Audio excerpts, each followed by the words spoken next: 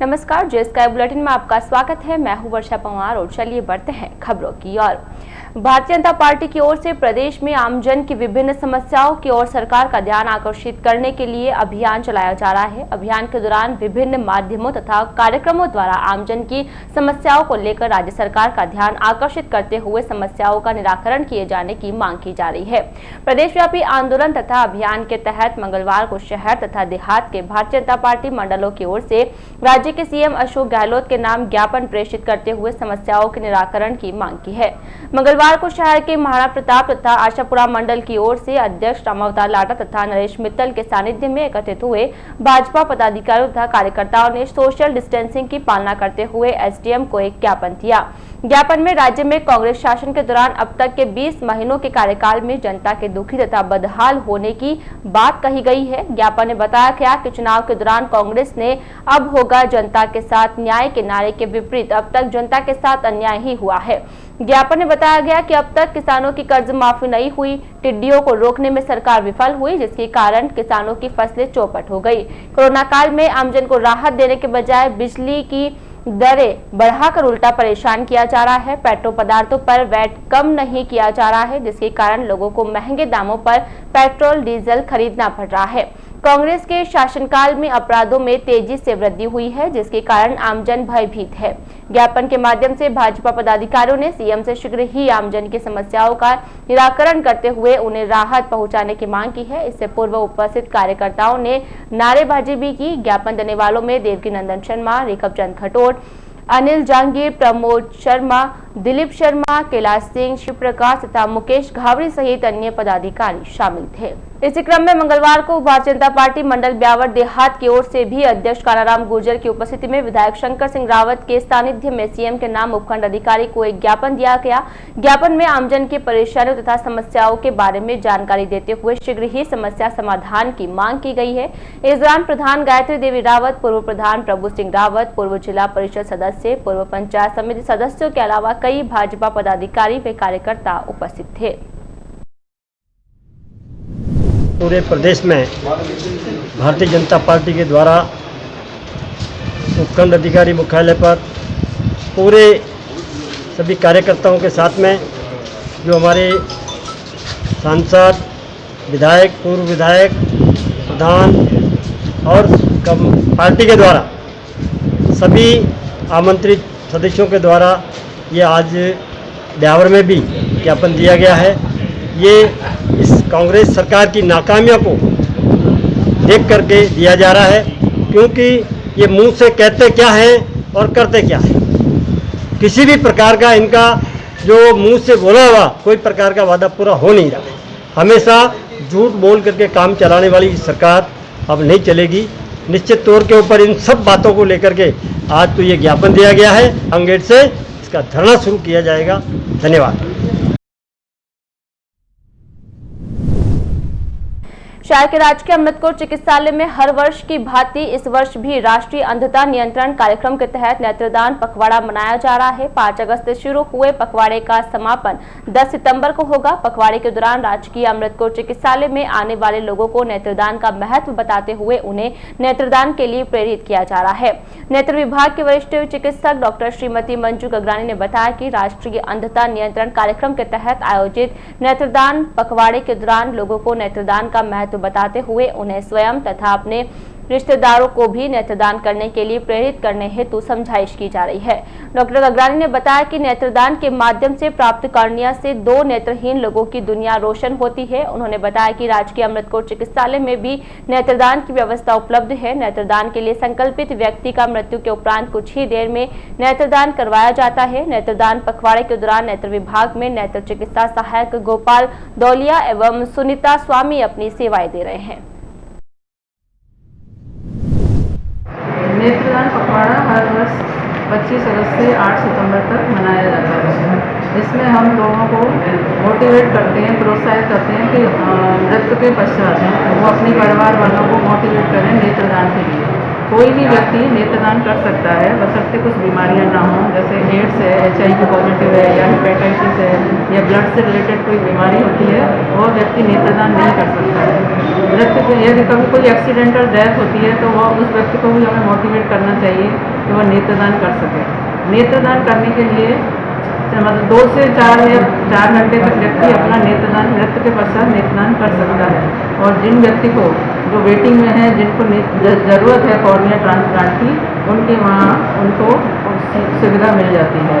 इसलिए हमें नेत्रदान के लिए लोगों को ज़्यादा से ज़्यादा मोटिवेट करें। एक व्यक्ति के नेत्रदान करने से 2 व्यक्तियों की जीवन में रोशनी प्रदान होती है। इसलिए हम जीते जीते रक्तदान और जाने के बाद नेत्रदान करें।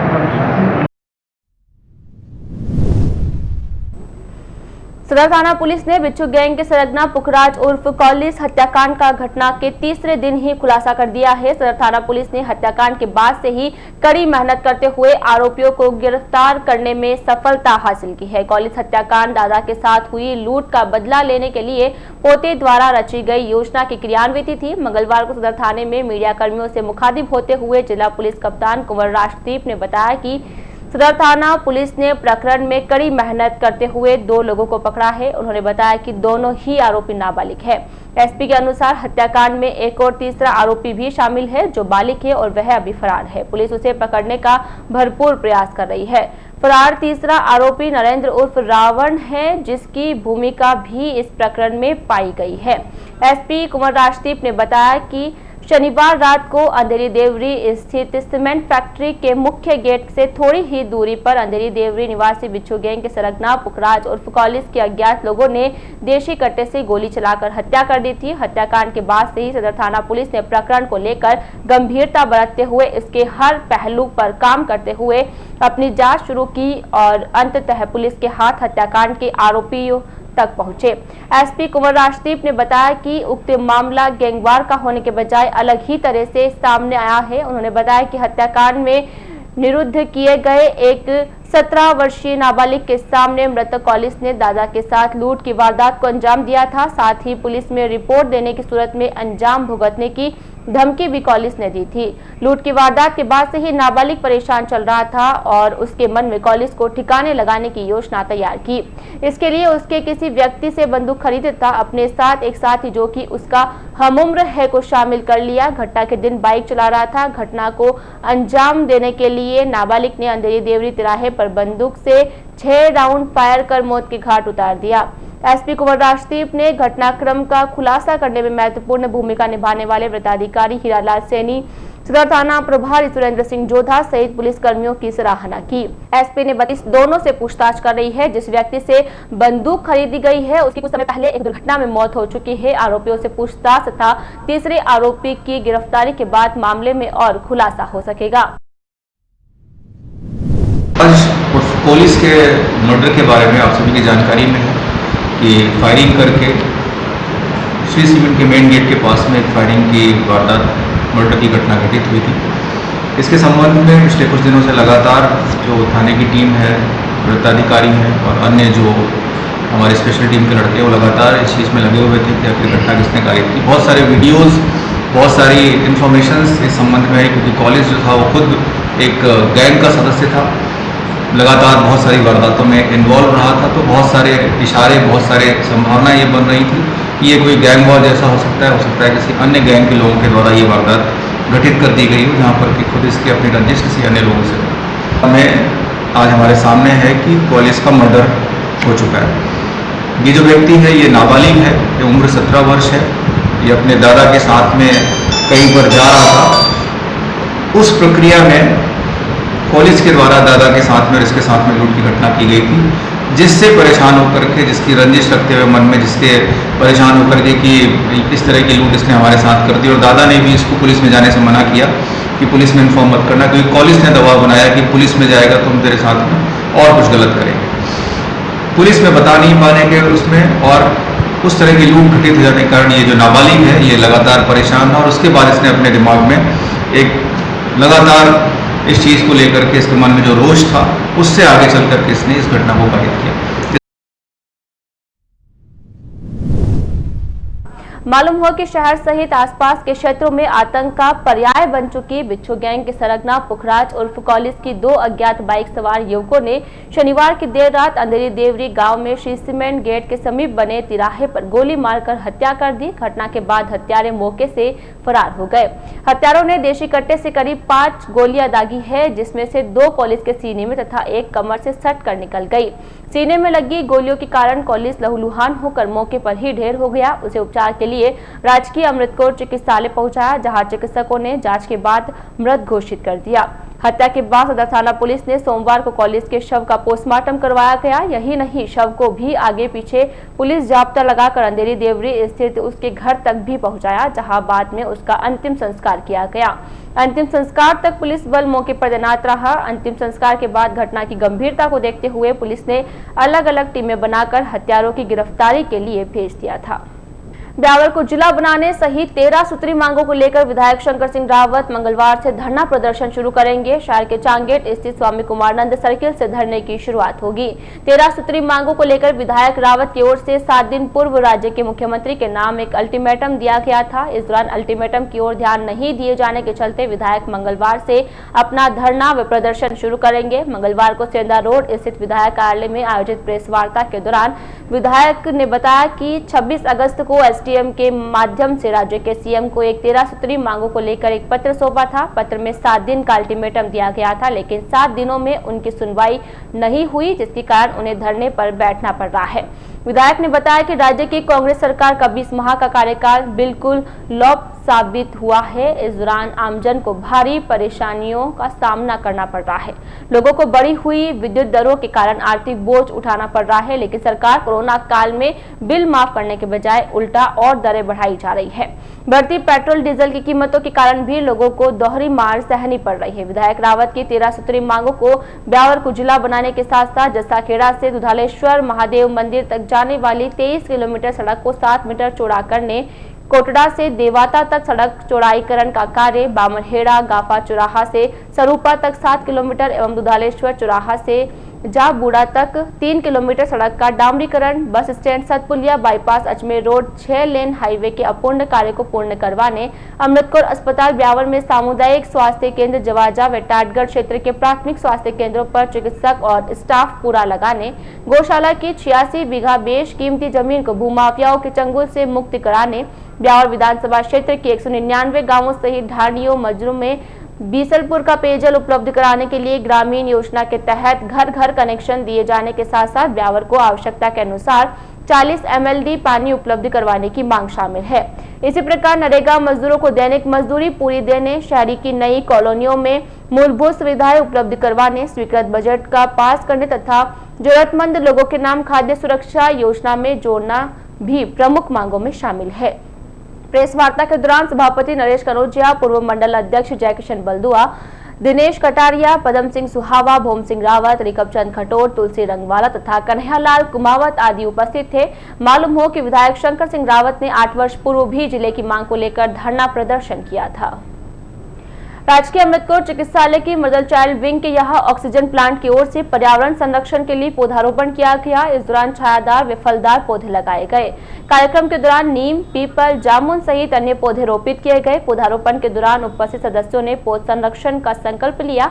पौधारोपण के दौरान हेल्थ मैनेजर सिद्धांत जोशी, सुपरवाइजर राकेश गौड़, ऑपरेटर वरुण सहित अन्य कर्मचारी उपस्थित थे।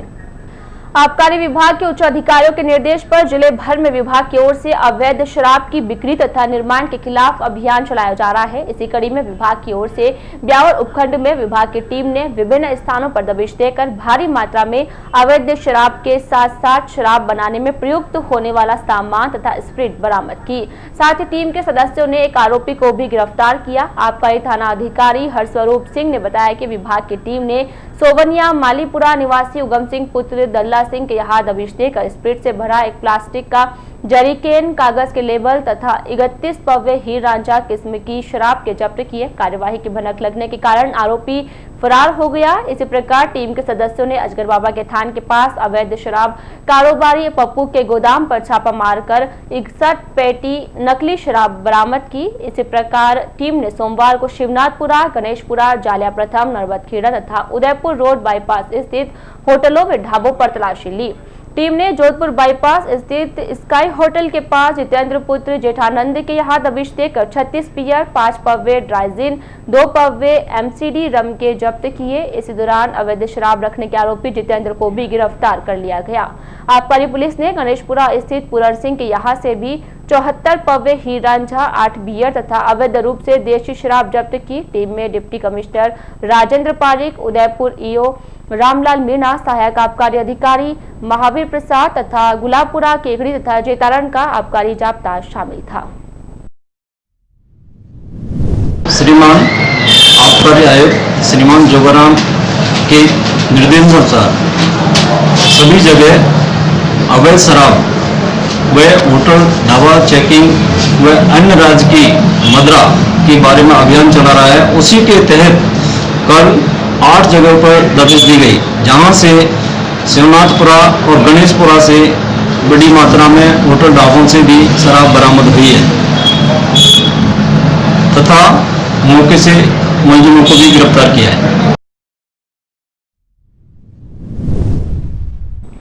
सनातन धर्म राजकीय महाविद्यालय ब्यावर के यूजीसी प्रभाग द्वारा शिक्षक दिवस की महत्ता एवं राष्ट्र निर्माण में शिक्षक की भूमिका पर विश्वविद्यालय अनुदान आयोग नई दिल्ली के दिशा निर्देशों के तहत मंगलवार को 1 दिवसीय अंतर्राष्ट्रीय वेब संगोष्ठी का आयोजन किया गया। कार्यक्रम को प्रधानमंत्री नरेंद्र मोदी के ध्येय वाक्य when a teacher learn a nation leads तथा शिक्षा मंत्रालय के निर्दिष्ट वाक्यों से किया गया। फेसबुक लाइव के माध्यम से किए गए इस आयोजन में देश तथा विदेश के नामचीन शिक्षाविदों ने अपने विचार रखे।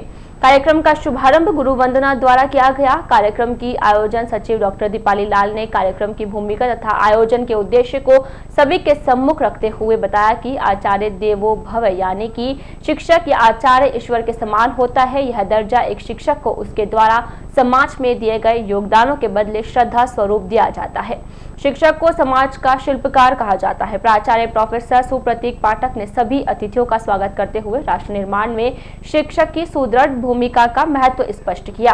प्रोफेसर पाठक के नेतृत्व में महाविद्यालय का यह 5वां सफल आयोजन है। कार्यक्रम के मुख्य अतिथि वरिष्ठ IAS तथा कॉलेज शिक्षा विभाग के निदेशक संदेश नायक ने वर्तमान सामाजिक बदलाव के दौर में शिक्षक की भूमिका तथा इस विषय की प्रासंगिकता को राष्ट्र के हित में महत्वपूर्ण बताया। कार्यक्रम के दौरान प्रदेश के विभिन्न शिक्षाविदों ने संबोधित करते हुए अपनी बात रखी। कार्यक्रम के संयोजक एवं सूत्रधार डॉक्टर दुष्यंत त्रिपाठी ने समस्त प्रतिभागियों को राष्ट्र निर्माण में अपने विचारों से अवगत कराते हुए अपने शोध पत्र प्रस्तुत करने का आह्वान किया तथा आधुनिक भारत के निर्माण में शिक्षकों की भूमिका को एक उत्कृष्ट पुस्तक रूप में प्रस्तुत कर समाज एवं शैक्षिक नीति नियंताओं तक प्रस्तुत कर शिक्षक दिवस एवं इस संगोष्ठी को सफल बनाने का संकल्प दोहराया। कार्यक्रम के सह संयोजक डॉक्टर कमलेश रावत तथा डॉक्टर संजय तोमर ने मुख्य अतिथि समस्त वक्ताओं तथा प्रतिभागियों का धन्यवाद एवं आभार प्रदर्शन किया। कार्यक्रम के मार्गदर्शक डॉक्टर जलालुद्दीन काठात एवं आंतरिक गुणवत्ता सुनिश्चयन प्रकोष्ठ के प्रभारी सोनराज मौसलपुरी के अनुसार इस संगोष्ठी की सफलता को इस बात से समझा जा सकता है कि देश विदेश के लगभग 1400 प्रतिभागियों ने इसमें भाग लिया है। कार्यक्रम का तकनीकी संचालन अतिथि प्रवक्ता निकिता भारती, छात्र वरुण चावला, मयंक गर्ग तथा कुसुम दहिया ने किया। पशुपालकों को राहत देने के उद्देश्य से पशुपालन विभाग की ओर से शुरू की गई भामाशाह पशुधन बीमा योजना 2 सालों से पटरी से उतर गई है, जिसका खामियाजा पशुपालकों को उठाना पड़ रहा है। बीमा योजना के पटरी से उतरने के कारण MOU समाप्त होना है, जो गत वर्ष 2018 के सितंबर माह से खत्म हो जाने से पशुओं का बीमा नहीं हो पा रहा है।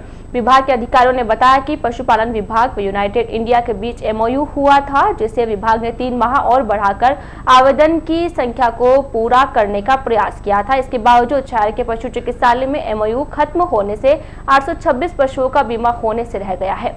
चिकित्सालय में उपखंड से कुल 1025 पशुओं का बीमा करवाने के लिए आवेदन आए थे। इसमें से महज 199 पशुओं का ही बीमा हो सका है। वहीं पूरे जिले में 4800 पशुओं का बीमा हुआ है, जबकि जिले में पशुओं की संख्या लाखों में है। ऐसे में जिस उद्देश्य से योजना शुरू की गई थी वह पूरी नहीं हो सकी है। विभाग के अधिकारियों ने बताया कि योजना के तहत पशु चिकित्सालय के पास 36 ग्राम पंचायतों में से 1025 पशुओं का बीमा करवाने का प्रस्ताव आए थे, लेकिन बीमा कंपनी की ओर से पूरे जिले के लिए एक कर्मचारी को कार्य देने के कारण 199 पशुओं का ही बीमा हो सका था।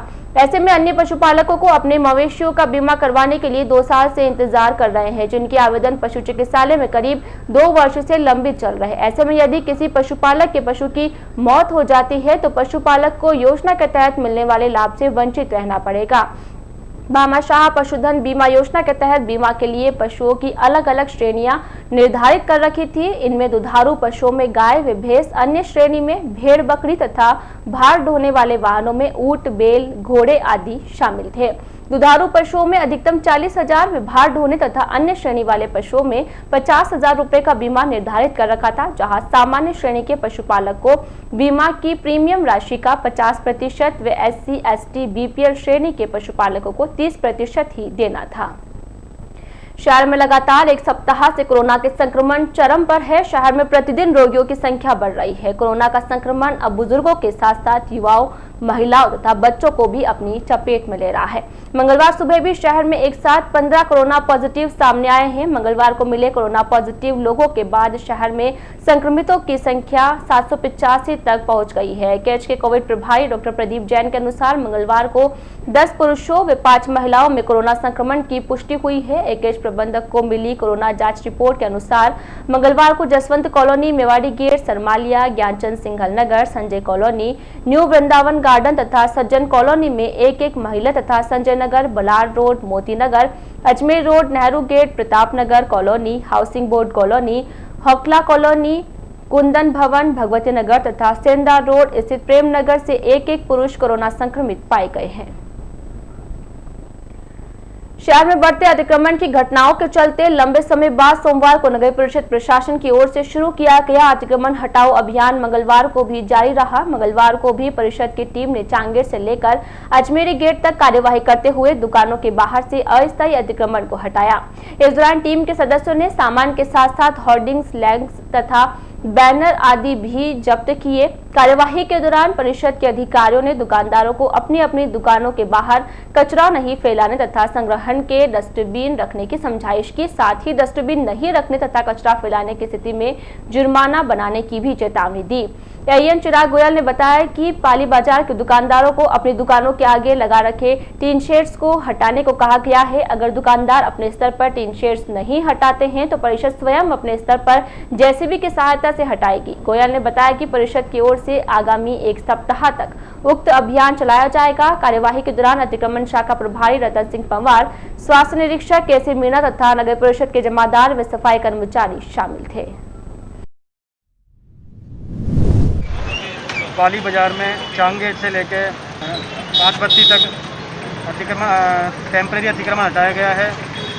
आगे निर्देश ये हैं कि जितनी भी 3 शेड दुकानों की बाहर सड़क पर आई हुई हैं वो सभी व्यापारी वर्ग अपने स्तर पर हटा ले हुए, अन्यथा नगर परिषद उन्हें अपने स्तर पर हटवाएगी जेसीबी द्वारा। ये अभियान अभी लगातार 15 दिन तक जारी करने का विचार है। इसमें सभी अपना सहयोग करें, सहयोग करेंगे तो ठीक रहेगा, अदरवाइज नगर परिषद तो अपने लेवल पर काम करें। सिटी थाना पुलिस ने वाहन बिक्री के नाम पर धोखाधड़ी करने के आरोपी को गिरफ्तार किया है। गिरफ्तार व्यक्ति के खिलाफ वाहनों के नकद रुपए प्राप्त कर उक्त वाहनों को किसी अन्य से भी उक्त वाहन को बेचने बाबत रुपए वसूल कर प्रार्थी के साथ धोखाधड़ी करने का आरोप है। गिरफ्तार आरोपी मनोज कुमार पुत्र अशोक कुमार चीपट भंवरलाल गोठी पब्लिक स्कूल के सामने ब्यावर निवासी है। सिटी थाना पुलिस के अनुसार गिरफ्तार आरोपी के खिलाफ खन्ना कॉलोनी गीता भवन के पास ब्यावर निवासी अरविंद कुमार जैन पुत्र मदनलाल जैन ने लिखित रिपोर्ट देकर बताया था कि उसने पिता व भाई के लिए 4 दोपहिया वाहन नकद रुपए देकर Messrs Girnar TVS LIC office के सामने उदयपुर रोड ब्यावर के मालिक मनोज कुमार पुत्र अशोक कुमार चीपट से खरीद की थी। आरोपी मनोज कुमार ने वाहनों के नकद रुपए प्राप्त कर उक्त वाहनों को किसी अन्य व्यक्ति को बेचने बाबत रुपए लेकर धोखाधड़ी कारित की है। सिटी पुलिस की ओर से दर्ज किए गए मामले के बाद अनुसंधान अधिकारी उप निरीक्षक सूरजमल ने दौरान अनुसंधान आरोपी की पुष्टि होने पर आरोपी को गिरफ्तार कर लिया, साथ ही 4 वाहन भी जब्त कर लिए। सिटी थाना पुलिस ने 2 दुष्कर्म के 2 अलग अलग मामलों में 2 लोगों को गिरफ्तार किया है। दोनों ही आरोपियों के खिलाफ पीड़ित महिलाओं की ओर से बहला फुसलाना तथा शादी का झांसा देकर दुष्कर्म करने की शिकायत दी थी। सिटी पुलिस ने दोनों ही प्रकरणों में कार्यवाही करते हुए रमेश चंद्र शर्मा पुत्र शंकरलाल शर्मा निवासी सिखरानी विजयनगर को गिरफ्तार किया है। इसी प्रकार दूसरी शिकायत के आरोपी बलवंत सिंह पुत्र शंकर सिंह रावत निवासी माल्या जैतपुरा पाली को गिरफ्तार किया है।